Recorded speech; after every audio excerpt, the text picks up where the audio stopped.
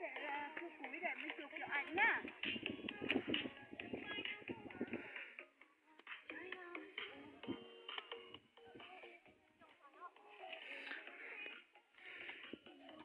Em ơi.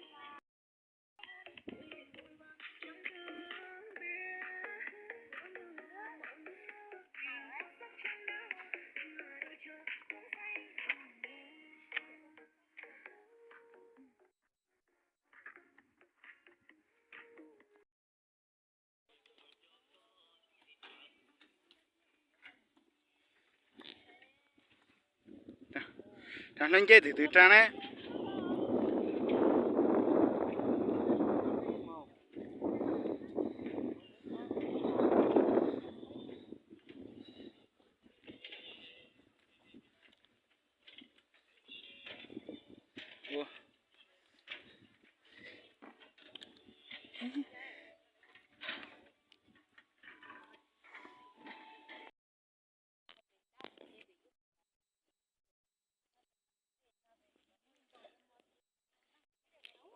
Giờ là phải rưỡi chứ mình chơi để mình chơi phải dùng gạo đến là phải xả nó lùi hà rồi.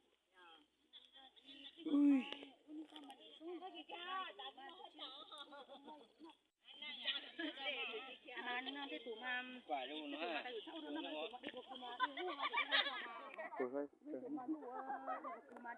Tham pe ha mà. Tham pe ha. Nhớ hết nhớ rong mà. Nó làm cái mà cho cái chẳng có hơn mà. Nó ra chọn một chiếc của mà tham pe đó. bây giờ cho nó có cái sinh quả à? Cho con này hà. Phải mua tê phải nó cái gì? Phải mua tê gió chứ mua gió. Mà con nhóc con nào uổng đang quay về hai đẹp cái gì rồi?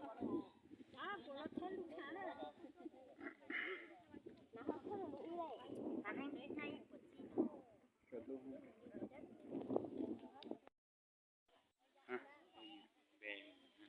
Thằng wow, lên 106 rồi, 106.000 đăng ký đây.